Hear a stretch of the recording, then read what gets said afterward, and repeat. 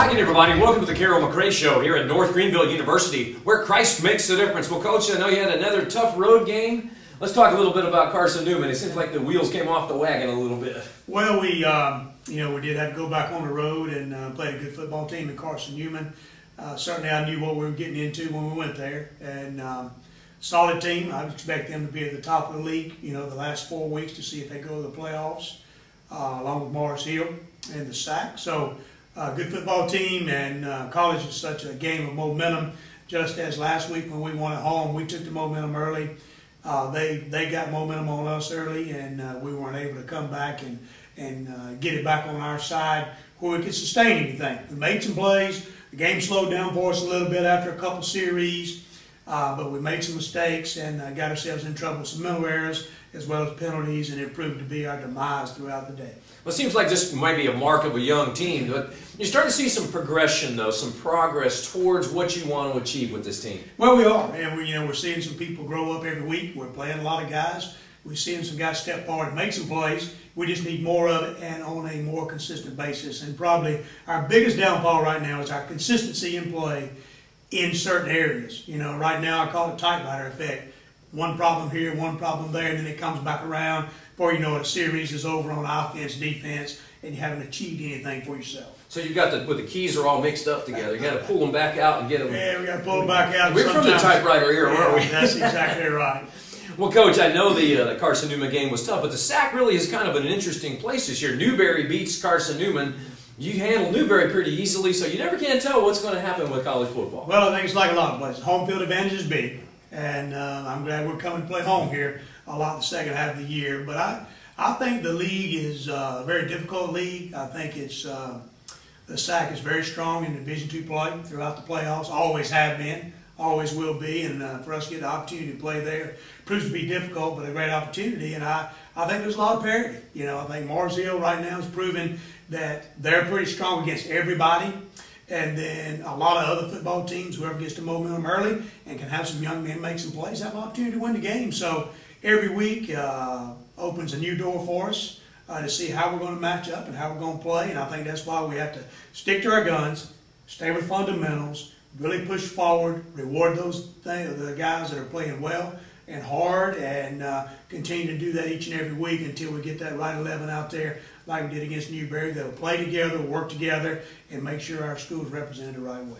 Well, Coach, I know your offense. Nelson Hughes had a few bright spots. Joey Carter came on late in the game. Daniel Adderley had a couple big catches for some big yardage. So you had a couple different people step up. So you're right. You need to put it all together at the same time. I think that's the biggest thing right now is finding some consistency in play. Daniel did make a couple of real big plays, catching the football, which was good to see. And we had some receivers down. Freddie Martino went down early in the game, and so we had to have some guys play different spots. I thought that put us off kilter. We were a little muddy as far as our route running and things.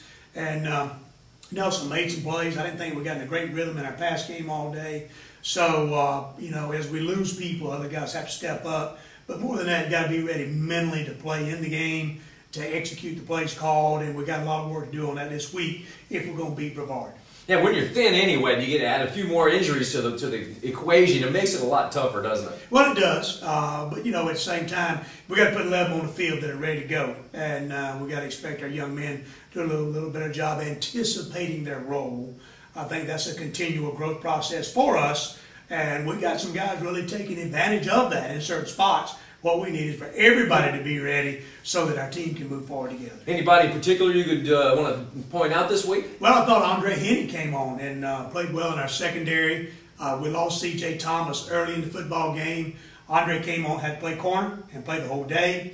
He made 2 great plays on special teams, got an interception for our defense.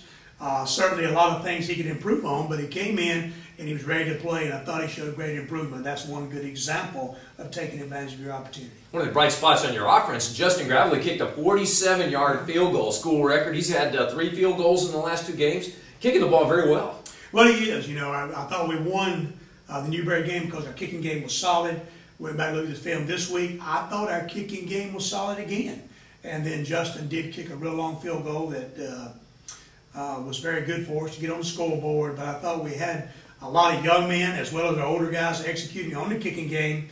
And if we can continue to play well there and get a few things tweaked on each side of the ball with some consistency, I think we can come back and prove to be a good opponent for everybody that shows up in our stadium. Well, Coach, you mentioned Andre Henne. How about your off-the-stat-sheet performer of the week? Well, I certainly think he was one of them, you know, and then, we had some other guys defensively that come on and play. We had to take LeSean Cromedy and play him at nose instead of end. He came in and did a real good job. Zamadre Wingfield played most of the day at corner and did a real good job. So, I mean, there's two 18-year-olds that are playing the whole game. So I think we got a lot of young guys that are stepping up.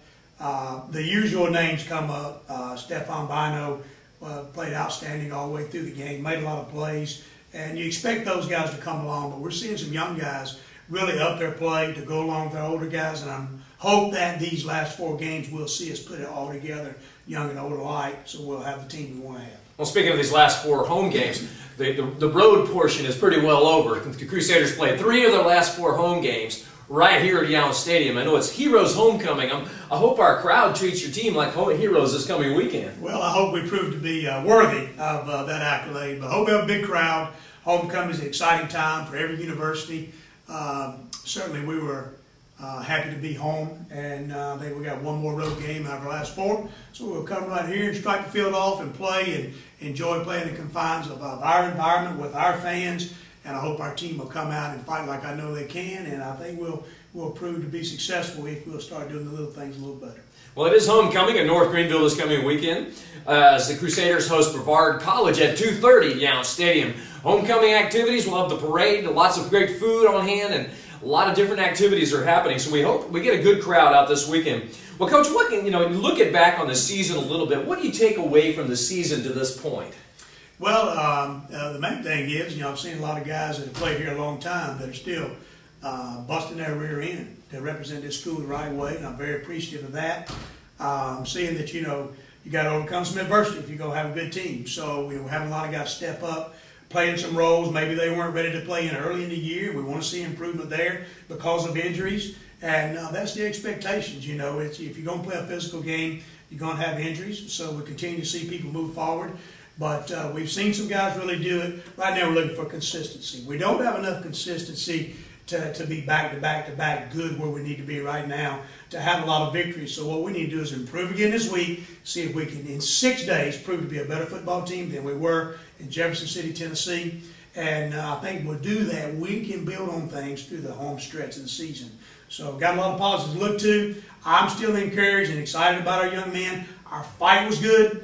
We continue to compete, and if they will continue to compete and we can improve some technique things and everybody get in the right spot and we don't mess ourselves up mentally in the wrong spot, I think we can go out and win some more ball games. That's yet to be determined, but I got great confidence in our guys and our coaches, and I expect great things out of our team this week for homecoming. Well, it's homecoming. Brevard College comes to Yount Stadium to play North Greenville. It's 2:30 this coming Saturday. If you can't make it to the game, be sure to follow the game live streaming at our website, www.ngcrusaders.com. And also on the other social media, at Facebook, Twitter, or listen to the game at 95.5 FM The Vibe right here at North Greenville. Well, Coach, I know you're glad to be home, ready to play in the front of the exciting crowd, ready to start a new win streak. Well, we really are. And I think our young men are excited to be home. I think they'll have a good week, and hope everybody come out to watch them and support them. Certainly they deserve that, and we're going to encourage them in the week to make sure mentally we're ready to play from the start of the ball game. Thought we got caught off guard with speed last week a little bit. It took us too long to get caught up. All of a sudden the game was, 2-3 touchdowns out of hand real early in the ball game. So what we got to do, be consistent in that kick game, come out ready for the speed of the football game. We're going to see another option team this week. 3rd out of 4 weeks, so we should be better playing that. We should know more what to expect. We've got to get some consistency out of our offense. Got to get the run game going so the pressure won't be on the quarterback and our receivers. If we can do that, I think we'll have a good football day against Brevard. I think this is going to be one of those weeks where we look back and say, this is where everything changed this particular week. I hope it will be. Okay, I hope to see everybody out this coming weekend for Brevard and North Greenville homecoming. So for Coach Carroll Mccray, I'm Fred Battenfield. This is North Greenville Sports Network. Gonna be hard to shut us down, down. Gonna be hard to shut us down, down, down. Okay, call your man. call your girl, tell them all to call it bluff. Tell them call the stations and ask them why they hate on us. Took her out for his people just so he can stay in touch. Check the record books, it's better off you run with us. Call us punks, call us weak, call us chumps, call us dumb. Call the Verizon network and still see it's not enough. On the cable, on the web, on the phone, they call us whack. Go ahead and try to shut us down, ain't no app for that.